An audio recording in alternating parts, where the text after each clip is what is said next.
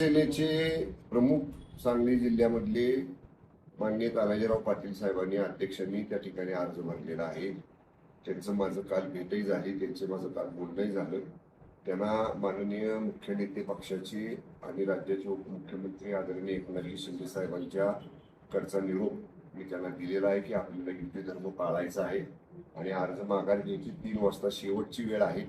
त्याच्यासाठीच मी आता सांगलीला निघालेलो आहे. मी स्वतः तानाजीराव पाटील साहेबांना भेटेन, आमदार सुहास बाबरदीत आहेत त्यांना भेटेन आणि युती धर्म पाळायचं काम शिवसेनेकडून केलं जाईल.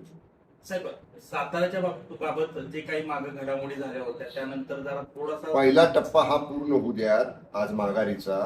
कारण शेवटी आता सगळीकडे असं ठरलेलं आहे महायुतीमध्ये की ज्या ठिकाणी महायुतीमधनं एकत्र आपल्याला सगळ्यांना लढायचं आहे. ज्या ज्या पक्षाचे ज्या ज्या ठिकाणी काही लोकांनी अपक्ष बंडखोर म्हणून अर्ज भरलेले आहेत ते अर्ज युती धर्म पाळून तिन्ही पक्षाच्या बाजूने या ठिकाणी आज मुदतीच्या आत काढून घ्यायची आहे. ती जबाबदारी सांगलीची माझ्याकडे असल्यामुळं मी आता सांगलीला जातोय. सातारच्या बाबतीत निश्चितपणे एकदा अर्ज माघार झाल्यानंतर मग आम्ही सगळेजण बसून चर्चा करू.